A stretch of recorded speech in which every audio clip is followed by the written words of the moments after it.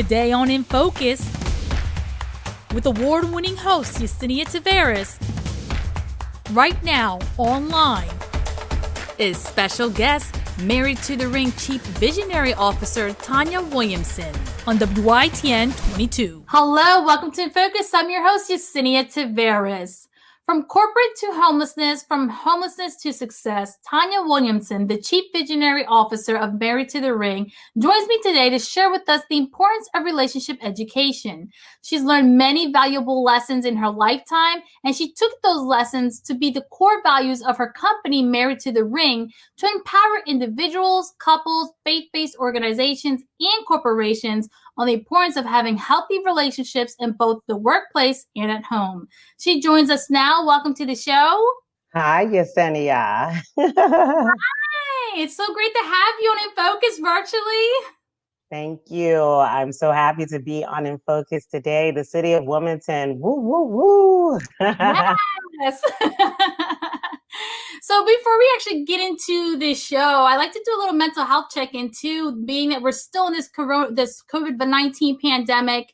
The coronavirus is not going away. So how are you handling that, you and your family? How's it going? Well, I just talked about this earlier today. I did a temperature check in our private Facebook community. I told everyone, listen, we have learned a lot of valuable lessons during COVID. So one, be sure to exercise, which is what we're doing. Make sure you position yourself properly, eat and have the right diet, and also make sure you're able to articulate when you need help. Raise your hand. And so right now I'm able to raise my hand if I need help, and I have a very strong group of professionals all around me, including medical professions. Yes, and also taking the time out to just rest. So many of us are still on the move. Some of us are trying to just figure life out. It's very important to do that self-care and hit the pause button every now and then and make sure you take that time to just rest and give yourself that love. Absolutely. I've been resting in between, but I don't really know what rest is unless I'm having fun. So yes, absolutely. I've been resting in between. Pacing myself is a big word. Yes. Wonderful. And so, Tanya, for those who don't know anything about you, I haven't met you personally or professionally. I like to do on this show what I call just a small detailed orientation on the background of who the guest is. So for those who are unaware of you and your walk in life, give us a little bit of information in regards to who you are. Absolutely. So I would like to say that I am just a woman of resilience, right? I'm confident about all of that. I'm going to put it in a few categories so that the audience that's watching today understands that I'm able to relate to multiple areas. So I was a single mother, at the age of 22, a college dropout. I was a corporate executive, lost my job. So I can relate to the corporate market. I can also relate to the fact that my parents were divorced while I was small and being raised interchangeably between both parents. And I also am a divorcee, right? And so, and remarried, right? With blended family. So to all of you out there today, listen, we're in this together. What part can't we touch today? That's right. And that's what we're hoping to get from your journey. You have so many different components, so many different layers that I feel would be very beneficial for so many individuals within our community, especially right now during the pandemic. So talk to us a little bit about your parents and the influence that they had before the separation and what that kind of looked like for you. So for me, in terms of my parents specifically, I love both of my parents, and I was raised by two hardworking parents with very good work ethics, but very different backgrounds. Both of them have very big, different backgrounds. My father is a military veteran, and my mother was an entry level claims position individual who served her corporation up through I'm 47 all of my life. And my father was an engineer, electrical engineer, who served with his corporation all the way up through retirement. So one of the things that my parents instilled in me was good work ethics. They instilled in me loyalty. They instilled in me integrity, And most importantly, they instilled in me family, the bond, the unity, and love. And so, I speak very highly of both of my parents. And now there was a point where your mother remarried, and for those the children that are watching, the younger adults or even the adults, talk to us, since you are an expert when it comes to relationship education, how you were able to maneuver through that, and what can we gain in regards to some insight on what could help us during that transition when one of the parents does separate and ends up finding someone else and remarries and still has children to raise. Well, what's interesting for me is I have to say that I was a little selfish. Now that I go back and I look at that, and I can relate to the young children who are going through blended families in so many ways. One, because for my father, I am the youngest to my father. So, uh, daddy's girl, was my title. I actually was in a place in my early childhood where I just simply idolized him. Like he was my best friend. I could tell him just absolutely everything. And then I also, had it in my mind that maybe the separation will always come back together. And I didn't realize that it wasn't going to come back together until I was an adult. Even after my mother remarried when I was 14 years old. So at that time, it was difficult for my stepfather because I would always compare the two. Like if he doesn't do, then I'll go to my father and vice versa, or I'll tell my daddy. So I know what all of that is about. But I have to honestly say I had a very good stepfather. He's now deceased. And so with that being said, I mean, we've seen challenges he tried to navigate through. But one of the good things about it is he never disrespected my father, my biological father, and what my biological father wanted to do within my life. And it sounds like you had a lot of good influence, structure in your life. But with that can come a small side for children, I should say, of rebellious and just trying to go out and explore things that you've never explored before, especially at a very young age. I would probably say that starts as a teenager for a lot of people. But there was a part in your life where you were kind of curious about the streets and it kind of drawing you just to the curiosity of to learn what that's kind of like. Talk to us about that part of your life. So, just to share and let me just backpedal. It wasn't easy for me with my parents being divorced. We actually probably were in the court system just with me out of the children every year up through the age of 18. So that was definitely an experience for me that affected me adversely as I learned later on in life. But, you know, with that being said, as I entered into my young adulthood and still had, was playing mama dad against one another, I still was very inquisitive. My father was very structured, and most of a good portion of my life, he raised me single handedly, and he did a phenomenal job. But there was a shelter period of my life where I seen a lot of structure. He included me in corporate settings at a very early age. He partnered me with a law firm to work with at the age of 14. He established all of the right paths for me to navigate through. But I still had this inquisitiveness about, we are doing this, but I want to go over here. All of the things that they would tell me no, I was like, I'm going to try. But Yesenia, listen, that didn't happen at 14, 18. That happened coming out the womb. I've been the challenger since coming out the womb. I always had this inquisitiveness about life. I always wanted to understand. I wanted to do things differently from everyone else. And so, when I was drawn to the streets, it was probably in the most vulnerable part of my life. And that part was when I felt alone, and wanting to feel a sense of community. And so I liked the streets. I found in that period going to certain developments or areas. I learned a sense of community. I learned a sense of sisterhood, where women, we got a code in the street called loyalty.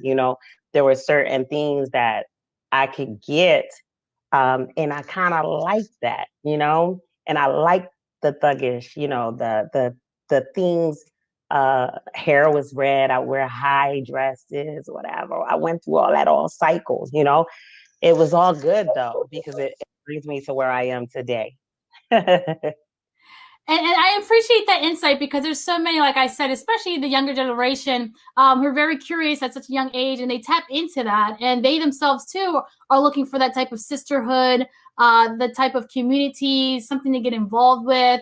Because let's face it, we all have our family, but then there's that opportunity that life gives you, that you get to grow outside of your family. You meet other people in the community. You build friendships and relationship with other people, and you learn the importance of loyalty. So thank you for giving us that insight, so that way some people could just better understand, as you're going to teach us in this interview about relationship education. And I think that's a big component of it.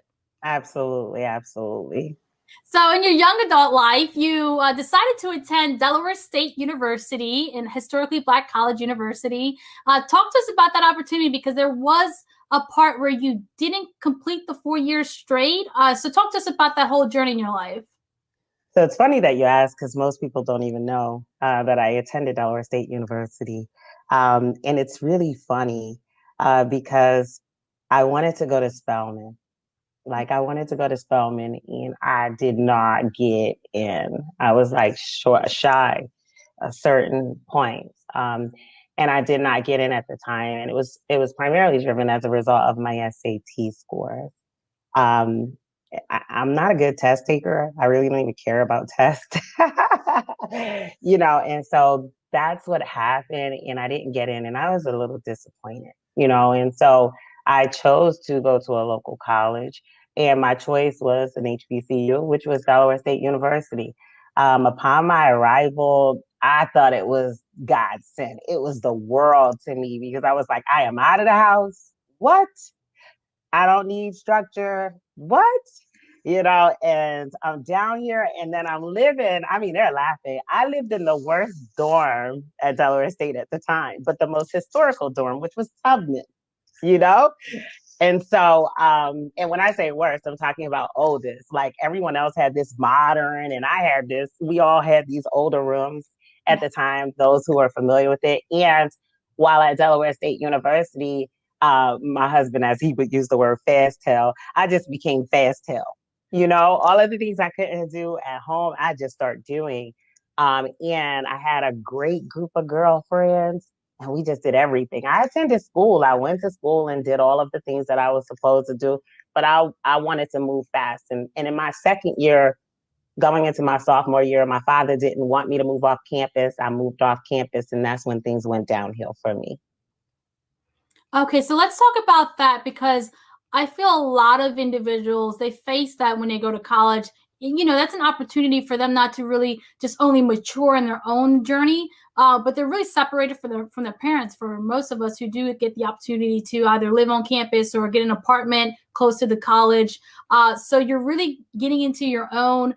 You're exploring life in this world in a whole new way, and it's very difficult if you're moving to a whole different state or a college that you have no friends in, no family close by. And so, as you were saying, it can lead you so many different ways. And where do you seek help? Where do you seek companionship? Where do you seek friendship? Where do you find that sisterhood or that brotherhood? So talk to us about what caused you to kind of leave college, but at the same time, find your own in your own journey, your walk. So what was interesting is, I took my sisterhood into my apartmenthood.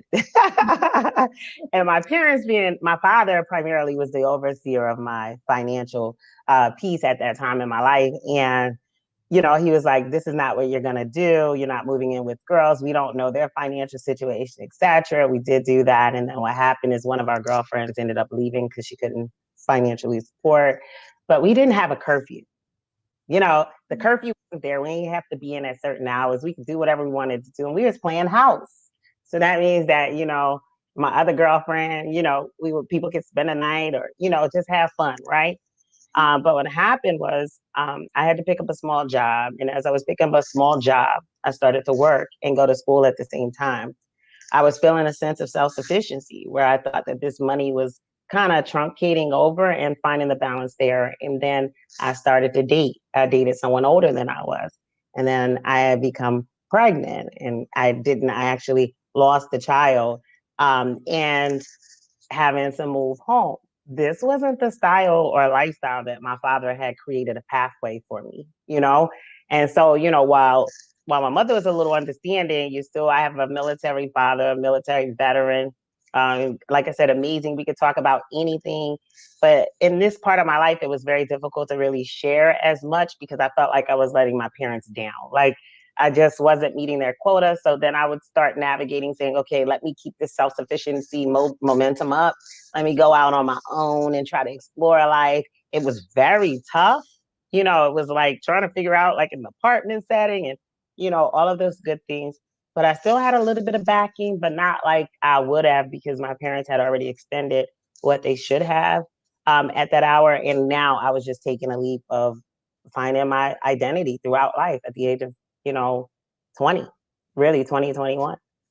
And let's talk about the companionship part. Although I know you're not with that individual anymore, but I feel like there's a lot of young girls who are in college who are experiencing that.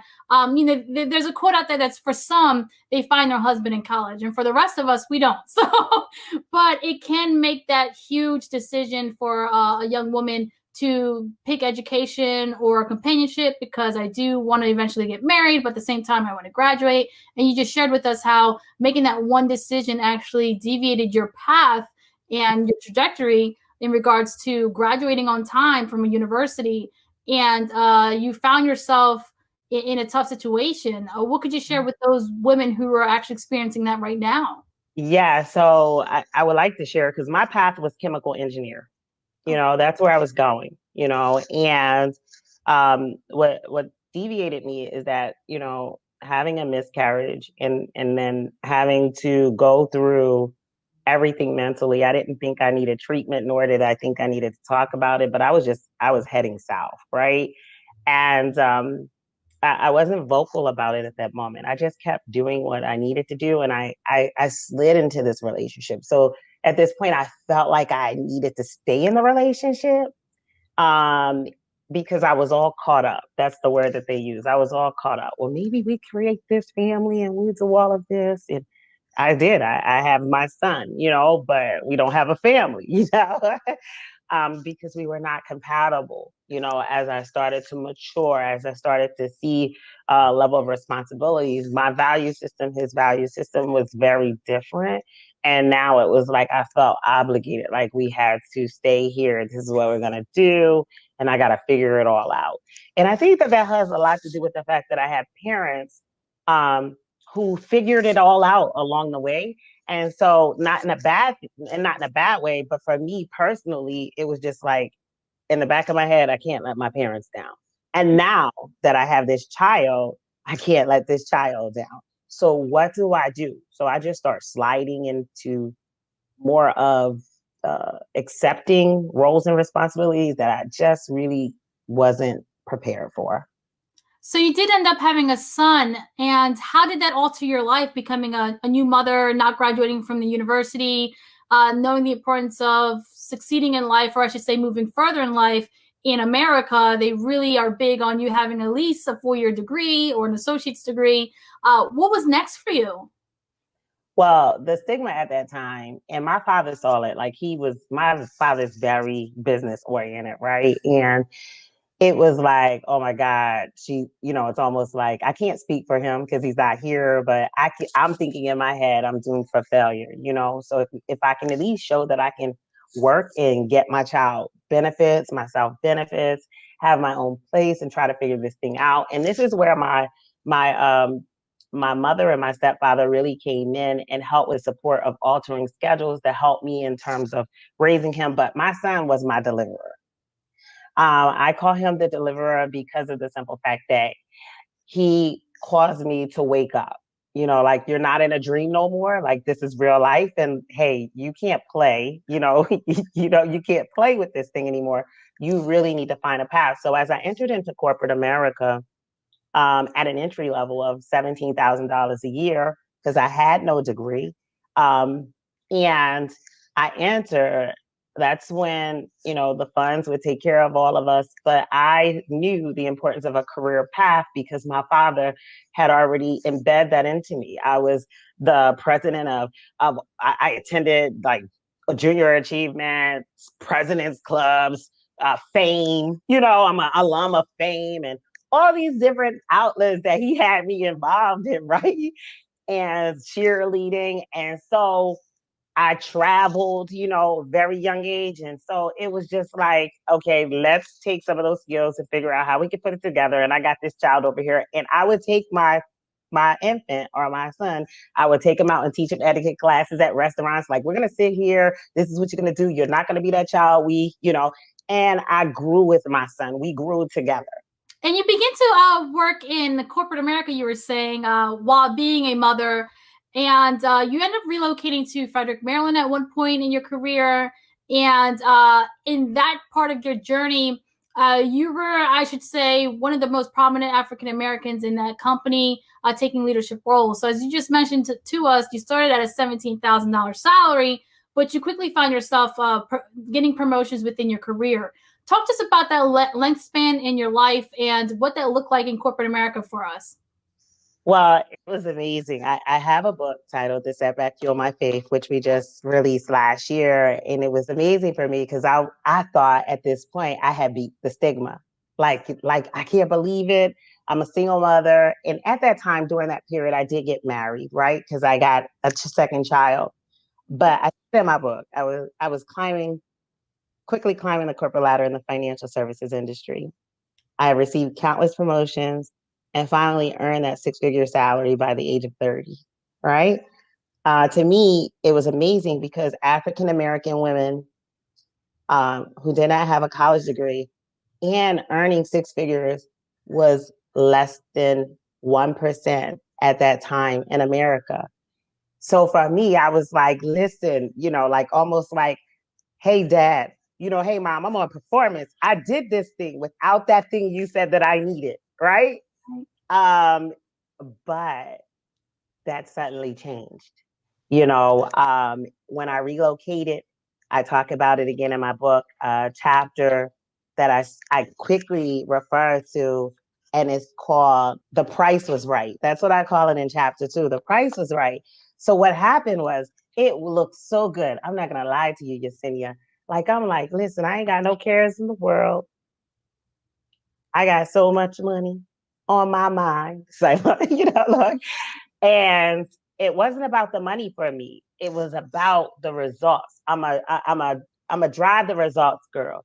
So I was happy that I was impacting the lives of people. We were building and fostering an environment in the workplace that was just really healthy. I really worked alongside. I had a team of tenured people that was just simply amazing. Right? Wasn't amazing in the beginning because I was this young girl and some of them was like, I'm your grandmother's age and all these other good things. And they took me through the process, but I made it through. I made it on the other side. But when I relocated, it was a culture shock for me because I worked at a corporate location where we had an open door policy, right? So that means that execs were all over the place. And as I was climbing corporate ladder as an exec, to me, it wasn't abnormal. But I had relocated to a site where diversity wasn't present. And it was scary to me because I was trying to integrate a culture from where I came from to a remote location where it was not open door policy. So me vocalizing, expressing, I'm already that kid outside the box. And then I'm Black. So at that point, I was like, all odds are against me. And so it didn't feel good at all. And so we are talking about how it affected you. What were some of the techniques, or were you able to maneuver through that? Because there's a lot of us, even myself as a Latina, we find ourselves amongst the 1% within our company. There's not a lot of us working with each other. So being that you were the 1% in your organization at the time, how did you maneuver through that, having to work with other, or I should say, a diverse population, other ethnicities, and really trying to represent not only who you are as a person, but the ethnicity, your ethnicity that you're representing? How were you able to make this all happen, but still stay afloat? Well, it was interesting.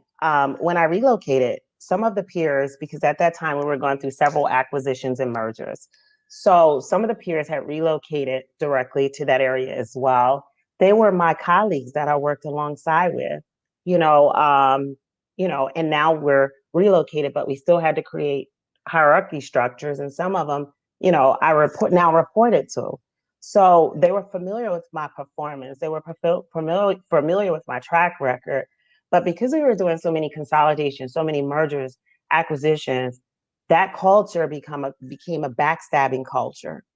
So it was almost like I was like set up, where the culture I came from, even the CEO who had taken over the final acquisition had a meeting with all of us as ex and said, listen, you go to the room, you fight this thing out, you talk about it, you walk out the room, and then you shake it off. So I had worked around a ton of men at my level, but I also had supervisors who reported to me that were majority males. And so I wasn't used to going to a location where people were like they were just backstabbing. And so here I am taking my corporate location. Listen, we don't do that. Like we don't do that. Let's go in the room. Let's fight this out. And then guess what? Let's breathe. It's okay. It's not personal. And but that wasn't the case. Words were getting twisted. There was a lot of manipulation because people were afraid of losing their job. And because they had become afraid of losing their job, they were trying to do it at any cost to save their own personal job, because they wanted that next level or next position or relocation in the event that that site closed. So it wasn't a pretty picture. I mean, I started to move into nurturing my staff, but then I would get penalized for nurturing my staff to say that is not the kind of culture that we have here.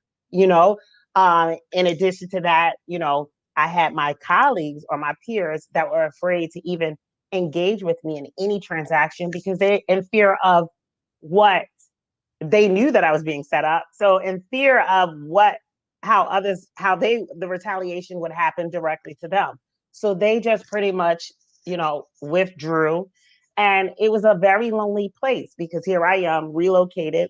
I'm not with my family. My children are here attending school in the presence, but then I would go home, and that's when it would bleed into my personal life. Like I'm like, oh man, this is like I don't want to go to that place. I've tried, and I would create all different types of channels, but at that time, having a Black woman at my age, being in that position was not a welcoming place.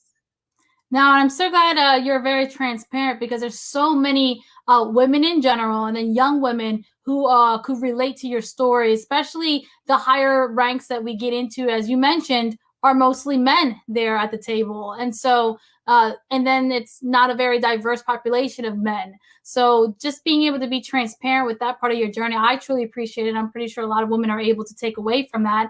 But share with us how you noticed the gap of the diversity inclusion within your company. But although you went through those experiences, in some way, somehow you were able to promote and foster the culture of diversity and inclusion in your life. How were you able to do that?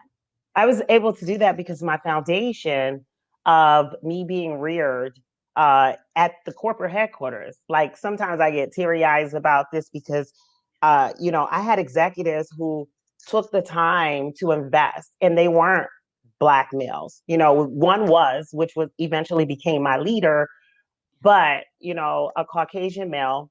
He took the time and said, you know how to get to where you're going, but you have raw talent. So we're going to take the time and teach you the how. And, the moments where I felt like tears would roll down my eyes in leadership, instead of the whole room saying, suck it up, as they always would, like, suck it up. You got to suck it up. He would pause and say, wait, Tanya, tell me how you feel. How are you feeling?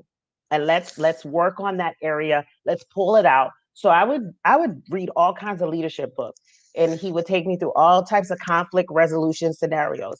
And then I would get tested, and he was saying, okay, now let's apply it, and so that was the foundation of what I had learned. That's why I had a difficulty when I relocated, because I'm like, this isn't D&I.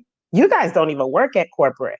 But one of the issues we found out is because that site still was migrating and going through an acquisition of an older culture from another financial institution, they hadn't had a chance to really reshape that culture yet to look like our culture, which was very difficult.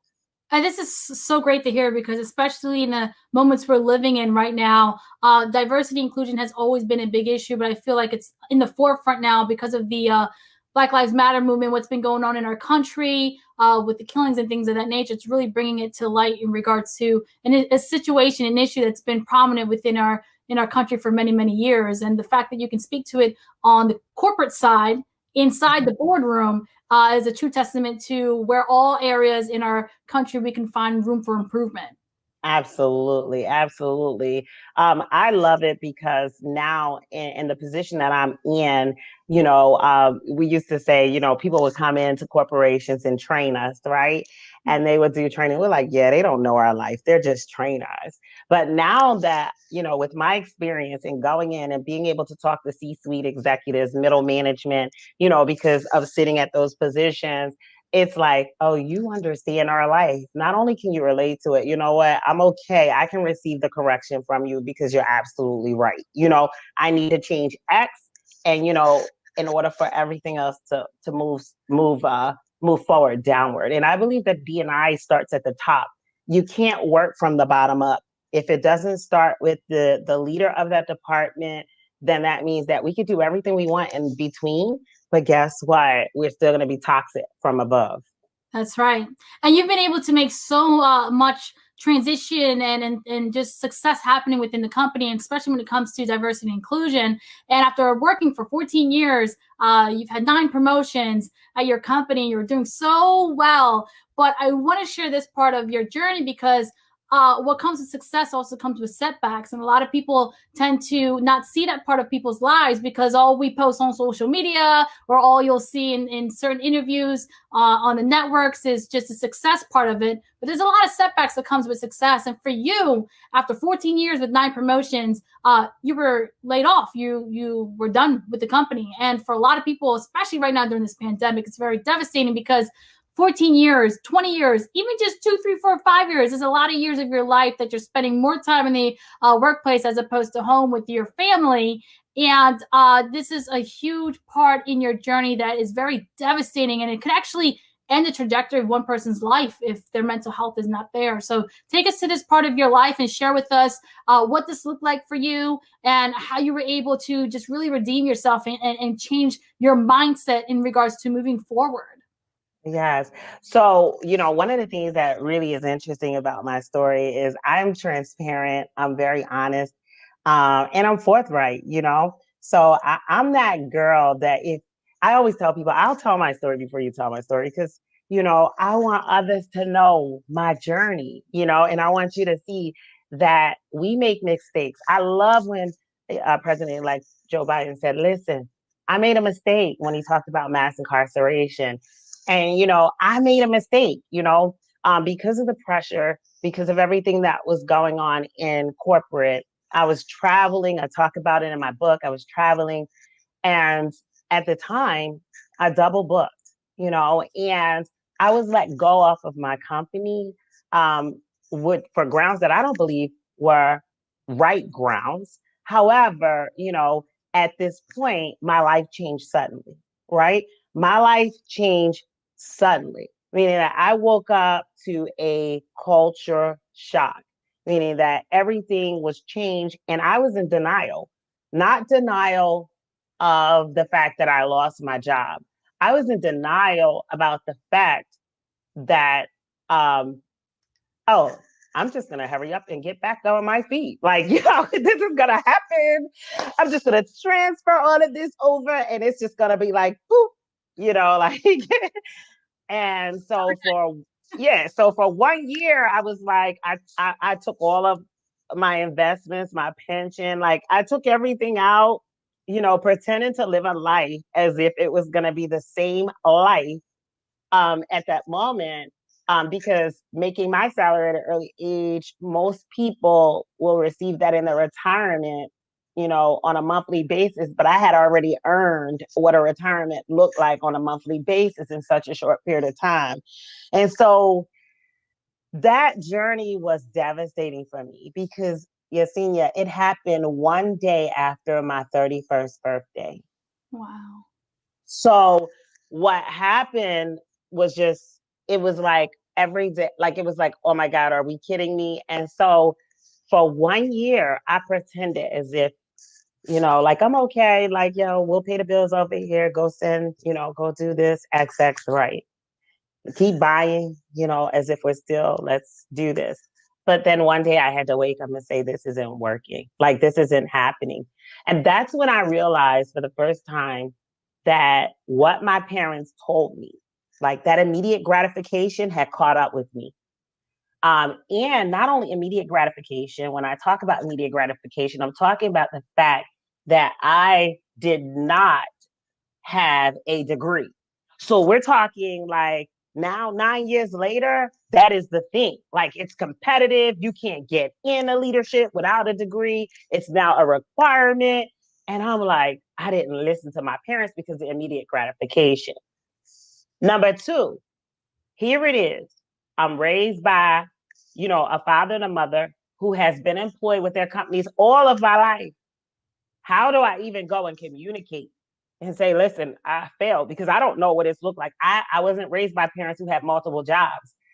My parents had the same job when I was born to the time that they retired. So I don't know what that looks like. Number three, I didn't know anything about domestication, Yesenia. Meaning I had a maid, I had like, it was crazy, like living between two states. Everything my mother was trying to tell me to do, I realized that I needed to learn how to do. I didn't know how to cook. My mother still traveled in and did all of my meals. And most importantly, I made all that money and I blew all of that money because I didn't have financial literacy, So I wasn't investing the right way because I always thought that money will always be there. Right. Sad to say, it was gone. So feeling all of that, I went through a period where I was a little ashamed. And I would pretend with my mother, like she would think I was traveling because that's what I would do. She would think I was traveling so the kids would have a home at her place. And I would just be like, I'm dropping the kids off because they had space, right? And I'll be back. But really, I was sleeping in my car. I was starting to lose everything. Like, and trying to keep them in private school, I was trying to lose it. It was like everything was coming, but I didn't know who to turn to because remember, when you are at that level and it's less than that percent, oftentimes you can't fall back on anyone else because you were the one making it. And so, at that time, remember, I'm married. Marriage wasn't going well. Now I'm going through a divorce, lost a job, Delaware, government, the state I live in. When the laws were created, the man made a lot of the money. But unfortunately, in my case, Delaware is an equitable distribution state.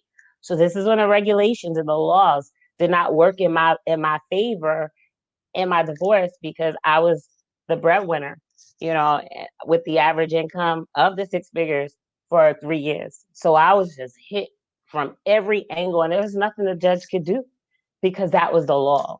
Mm-hmm. And so what happens next? I mean, I can only think about the fear, the anxiety. Where do I get my answers from? Who do I reach out to? This is the perfect time to have a mentor. I don't have a mentor. How do I navigate through this? I mean, what happens? Because there is a part where you become homeless and you do have your child to raise. So take us through that. So it's funny. I was going to church still wearing my suits, like my little mask, the mask, like I'm good. And a lady, we call it in the church world, she ministered to me and said that there's something that you have to do. And I was like, I know. Like, inside I knew, but I didn't want to tell anyone. And so that's where the pride came in, and this is why I tell people, raise your hand. Don't sit there. Pride stepped in, whereas I was just like, I can't talk to anyone. I can't talk to my parents. I mentioned it briefly to my father. Like, me and my dad talked about everything, the whole world. But my dad was like, you're going to be okay. You're going to bounce right back, And I was like, I didn't know how to go back and say, I'm not bouncing back. It's not working for me, Dad. And then I got this marriage that just ain't working. And so I ended up in the shelter. And I went through the process, but my situation wasn't like anyone else's. It was very different. It was unique. It was just that I was hit so hard with so many barriers of financials And I was only making probably less than, like you could say, like a $30,000 salary that I had picked up, but less than that, because by the time they took taxes out, it was very different than what I was making and then paying the divorce. So it was interesting. So when I entered into the shelter, I still was in denial, like this is going to recover. I just need some help. And this is why I'm so passionate about the underserved market. I went to social services to get help. I was like $2 off. Like I was like, I need help. you know? And it was crazy. I was like, I paid into the system. This is me. I paid into the system. I paid for everybody else. And now I need help and no one can help me. But when I got in that shelter and it was labeled as homeless, the world stepped in to help me. I would say it's a win-win, but why do we have to go there before we can get help? Like it was almost like the epidemic right now, what we're facing. I mean, but basically it was just, from that standpoint.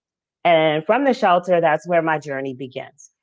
And my journey in the shelter, um, to me was almost like boot camp because I had a very good case manager. But when I got there, I was like, here's my plans. I used to donate to this place and used to take care of other families. I still was in denial, like, oh, I want to be treated like this. And then she brought me down like a couple notches and said, listen, Tanya, we're not going to let you do anything for the next few months. And I'm thinking like, no, we're not going to do that. We need to deal with your emotional. You're in denial. And that's when I started getting therapy and didn't realize how sick I had become from holding in all of that for a year. Like it was almost like a sigh of relief, like, wow, I didn't even know what therapy was until I went there. I didn't know what emotional wellness was because in corporate America at that time, I worked all the time. I kept my kids on my hip in conference rooms. Just it wasn't, I didn't know when not to stop. And now this reality check came in and I had to stop. And that's very a frightening situation. You shared with us a few things here. Having at the point in your life at one point where you were making too much money to get help. And there's a lot of women who go through that, especially women who are taking care of a child with special needs, and they go to Social Security to get some income, and they're denied because their salary is of greater of that than what is required, and they need help. Co-pays are more than they can bear. Hospital bills are over their head in regards to the amount of time their child has to stay in the hospital. Medical bills are through the roof. But then you have the other side of it where you've been laid off, you have no money, and now you can get the help by entering a homeless shelter. And there's a lot of women who, even through domestic violence situations with their intimate partner or with their spouses, that is the first thing that they tell them is do not go home, go to a shelter. And for so many of us, for so many women, that's a very scary situation to be in, especially the stories that you see in movies, on different networks. And it's like, am I getting myself into that? Me and my child, we deserve better than that. There's no way I'm putting myself in there. But when you're really with no more options, nowhere to go, and that is where you have to go to have some type of shelter over your roof, roof over your head for you and your child, you took that in. Paint for us, because I want to get away from that stigma that homeless shelters are not a place to go to when you're at need, because you took that opportunity for you and your child. So for those women who are currently at this fork in the road right now, where they want to get out from, like, let's just say, for example, a domestic situation, and they do have that opportunity to seek shelter at a homeless shelter before getting on their own feet to get the security deposit to go into an apartment, this is an opportunity for them. So since you've been through those shoes, you've walked that walk, you've lived in the homeless shelter while you're raising your child as a single mother and also trying to find a job, talk to that one woman who's currently in that shoe right now, or many. Yeah, so it's not a good feeling first because you have to ask for help, especially if you've been self-sufficient, right? I've been there. So I know when I went through the case management process, it was intense. And then there was one who applied some soft skills And I actually now advocate and did right before my exit of the shelter by speaking quarterly to human service majors at University of Delaware on eliminating and minimizing the stereotypical views of what they perceive as homeless. And trying to make sure that they understand that if they're burnt out, be very mindful because the person is already in a state of sensitivity. Because what I had seen specifically in the shelter is I was already broken, and sometimes some people in human service. So if I had to talk to anyone, I talked to them because I saw a lot of we don't want to be abused again. We're already broken. And to that specific audience, some of them are burnt out because they see repeat cycles and they tend to exhaust their burnout on the incoming people that are broken. And so I talked to that population heavily because that's where I've seen the issues. And the moment that I was allowed to enter after going through a very intense interview, it wasn't until tears rolled down my eyes because I felt already humiliated, is where one case manager said, "Hold up, let's stop. Let's just let her in." So in that process, I would say to people, you may deal with it and it's common because that's what's entering, but be very sensitive to the people that's coming into the process. And I would say to the mother, my first night wasn't the best night. And I remember the lady today. And like, if I see her and she follows me on Facebook, I give her so much love. As I entered in and moved in, the window was broken in my room, right? And then, depending upon the child's age, my son had to sleep in the room next to me, but no one was in the room with him. And that was already a culture shock. And then my daughter. And for me, being like an eagle, a mother, I just asked the person, her name is Miss Bev, could I please just sleep in they had like a lobby room, like where the TV was, and just hold my kids for my first night, because it was such an emotional moment. And so we got through it. They fixed I'm sorry. I just remember it as if it was yesterday. So they fixed the window, and then I had heat the next day, but it still was an adjustment because in the shelter you deal with uh recovering addicts, which was a different environment for me, but it was the best learning experience for me. And you deal with people who have been abused, or people who have gone through the system repeatedly. What I did get from the shelter was that sense of uh, uh, peace where we all work together. Like we all were homeless. So that meant that if we had two pair of shoes and your child needed a shoe, we just said your child take one shoe and we take this shoe because we couldn't store anything in there anyways. So it was almost like we found a way to gel that took me back to diversity and inclusion. I managed various layers. So I said, okay, so how do I relate and listen and play the role that I'm supposed to play at this hour, which is to be peer to peer with my peers, because we're all in the same situation. And we created such a unique sisterhood, and if any of them run into me today, that doesn't change the dynamics. I probably would do anything for them because of the simple fact that we looked out for one another, but that took that love journey that took us just respecting each other's space because we all had a need. So if you were to get anything, from me, is you you have to adjust your you have to adjust to the role. You may not like the role, it may be very uncomfortable for you, but adjust to it. Don't succumb to it. Succumb means that you become a byproduct of it. No, you adjust, you relax in it, and then you start writing out a strategic vision like I did. I put paper, napkin, pen to that floor in that one room, and I start writing out vision as if I was outside of that place. and everything that I wrote out is still happening today in my life. And your journey really just humanized everything about you. And that's what I just love about your story, because in this certain situation, you lost it all, and you could have lost yourself.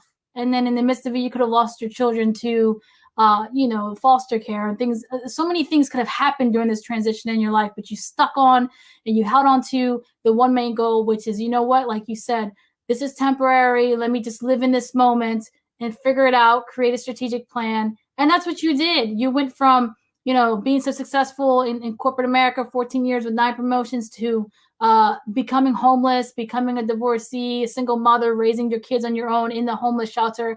But then there's a part in your life, and I really want to get to this part, where you turn it all around. And not only did you turn it all the way around, you went in. Like, you went from a point in your life going to Delaware State University, dropping out of college, to now you hold 4 degrees. And that takes a lot of commitment, a lot of dedication. I mean, this is the good stuff, but I wanted to take time in the beginning of the show to show people where you came from to where you're at now. And that's just a true testament, Tanya, to your just desire to want more for yourself, for your children, and for our community. And you took everything that you've learned through your journey and you've applied it to not only your success, but also to your business. So let's get to that point in regards to you earning these 4 degrees, how you made it happen, and how you turned all your pain and you took that and made it your purpose to create your own business. Yeah, so Yesenia, you're really touching my soul today, right? So, it's really funny because, people are saying, why are you so passionate about what we quote unquote call the hood, right? Well, I would like to say that while I was in the shelter, the hood made sure my children were safe and going to school, because the shelter wouldn't allow my children to stay in private school because it wasn't a part of their criteria, although the private school offered to pay for their education. And so that was really big for me. So in doing that, I said, there's a few things that I need to do. I need to come up with some solutions, right? So while I was in the shelter, and my colleagues who live with me could attest, I started doing situational models because I helped other women while I was there. That was my way of giving back. As I was building my educational plan, I was helping other women go back and get their GEDs, helping other women go back and pursue paths for education. The shelter at the time paid for me to go back and pursue my bachelor's. Although I didn't conclude with my bachelor's in the shelter because I came out of the program, I had graduated from the program. I knew that I had to continue that path until I, finalized everything. So I entered it back into corporate at an individual contributor level, although it was salary, but I entered back into corporate, and that corporation helped extend and pay for my further education until I had exited out of that corporation. The second, that was a layoff. And so different circumstance, but it's just more consolidation, mergers. And so we had a layoff. By that time, was right in the middle of my master's, and I then, graduated with my master's, or I graduated then. I got the timetable. But the amazing part about all of that is every area that affected me was every area that I went back to pursue. So my undergrad was business because I was finding my way and working with different scenarios in the human service, even though that's not my field. I was learning that as I was going along. And then in the shelter, I birthed my first business. In the most toughest time, I birthed my first business. And in birthing my first business, I paid off all debt while I was in the shelter. I paid off all debt. I had several success stories, and I was honored by the shelter as well as the state as a result of that. Now, leading into my exit from the shelter, I continue to further my degree. So I do carry 4. So I carry 4 of those puppies. And one is a concentration. My last one is an MBA with a concentration in Homeland Security because of the regulatory issue on why I was dismissed in my first opportunity. I didn't feel it was right. And I said I would beat the system and make sure I understand regulations as a whole. So I wanted to make sure privatization between government and private sectors. So that was the degree I pursued. I did all of that while working with my children. I have a challenge. I'm very competitive, right? So in the shelter, me and my children, we had like schedules. No one in that shelter could tell me. My kids was always with me. Listen, if you were doing algebra, I was doing economics. You know, so we would sit down and we would do everything all the way out. So I said that my children had to pursue. They could not beat me in getting my degree. So as they were graduating from one source, maybe it was junior high to high school, I was graduating alongside of them. The same year my son graduated, it's the same year I graduated. You know, it was just like we were running in tandem because I wanted to raise a bar for my children to say that you could do anything. You know, they may say, I speak to that parent right now, that parent that is upset because your child dropped out. Don't get upset.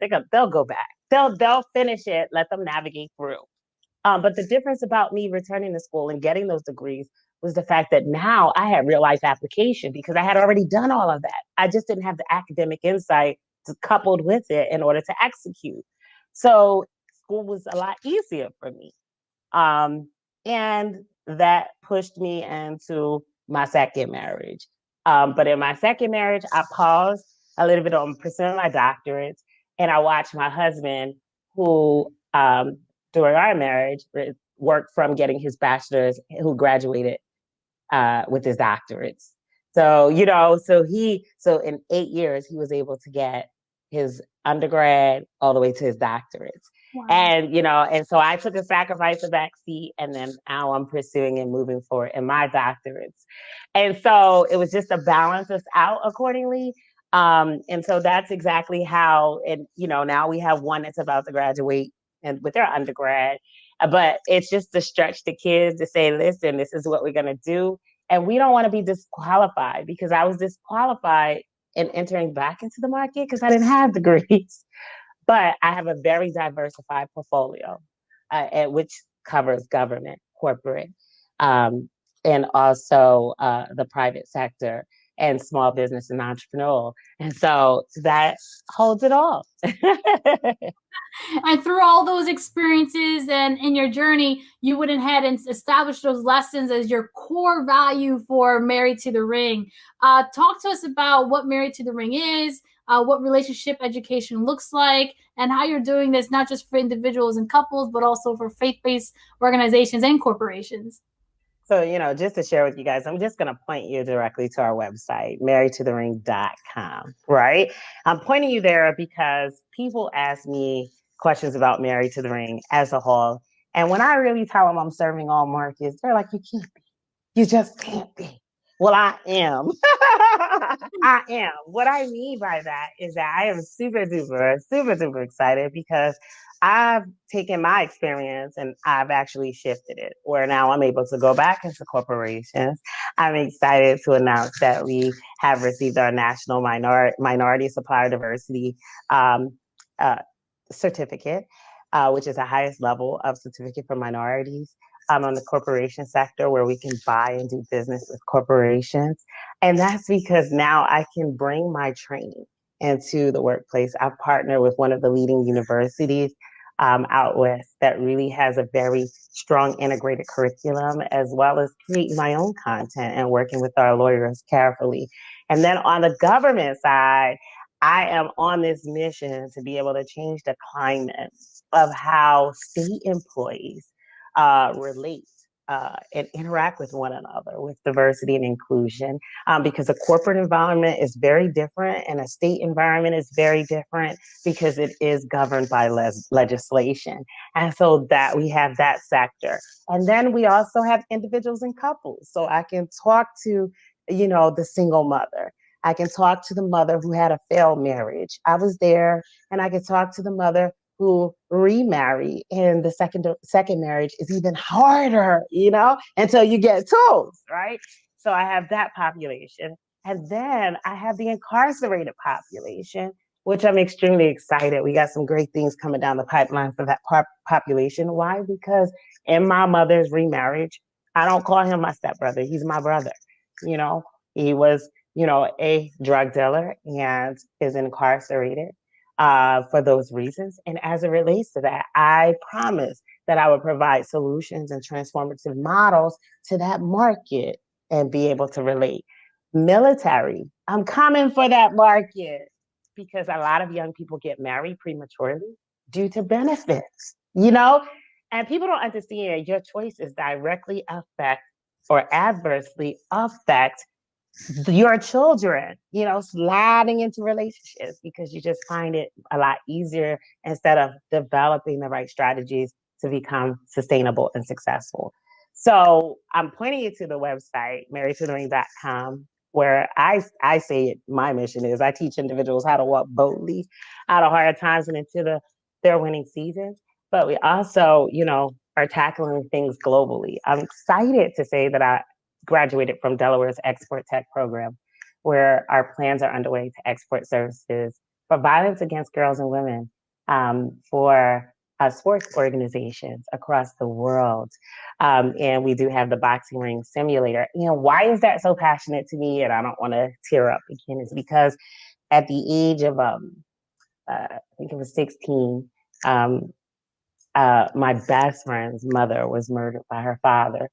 And it's still, I remember it as today, and since then, I didn't realize until I went to college, I didn't even know what molestation was. I didn't know what sexual assault was.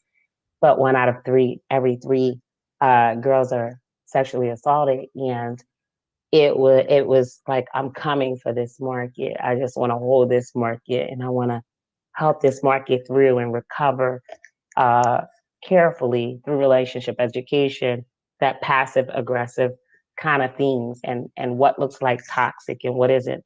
And so because of that, that's what we're doing.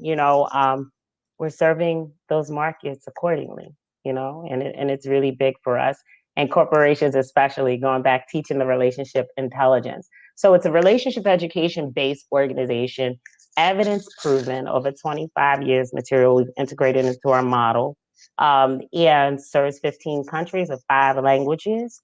But what's unique about us is we have components that is really life changing. Like we have a masterclass coming up, right? This Saturday, talking about communication, the unmet communication needs.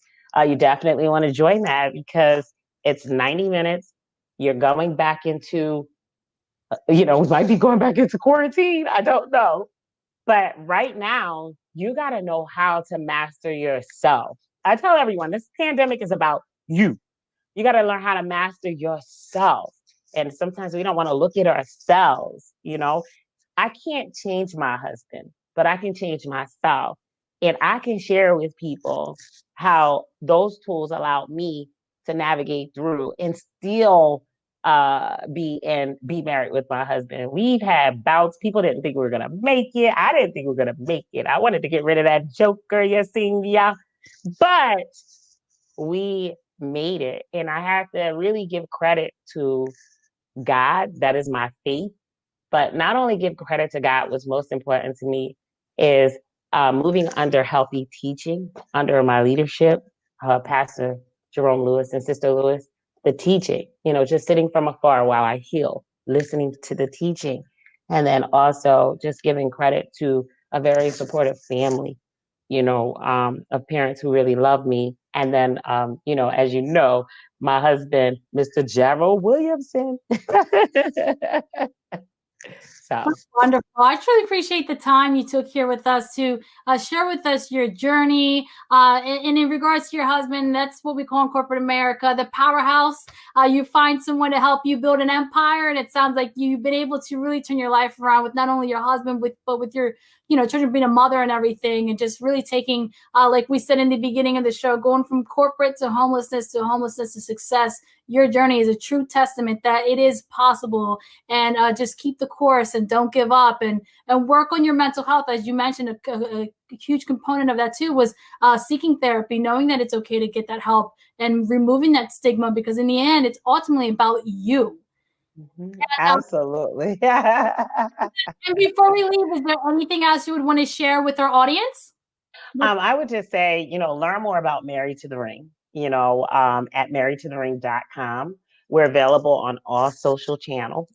What's very good is that our services are incorporated for all people. As a minority owned enterprise, I made sure that we created channels for all people, and I think that that's what's most important in this hour. We all are in this together. We had a phrase, stronger together, fearless alone, but you're stronger together. And I would say, Yesenia, thank you for having me on today's show. I truly appreciate it. And I give shouts out to my amazing children. I love you guys. And G. Williamson, you already know I love you.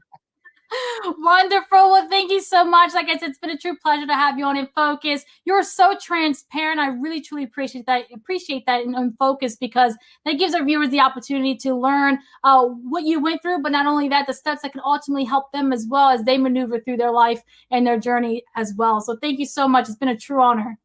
Thank you. I appreciate it. Thank you, Yesenia. My pleasure. Thank you so much for watching this episode of In Focus. It's been a true honor to bring before you the story behind Tanya Williamson, the Chief Visionary Officer of Married to the Ring. For future showings of In Focus, be sure to follow us on Facebook at WITN22Wilm and by subscribing to our YouTube channel at WITN Channel 22. I've been your host, Yesenia Tavares. I'll see you again soon.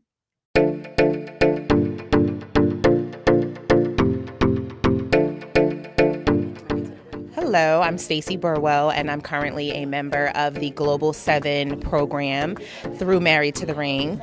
The program was designed for women who are single, who are seeking to prepare themselves for marriage, and or if they're seeking to have an opportunity to engage in some more self-reflection, to learn about, who they are, kind of put some things in place as far as helping to propel them forward in whatever aspect of life that they're seeking healing, health, wholeness. The first phase of the Global 7 program engaged the members in a detox program.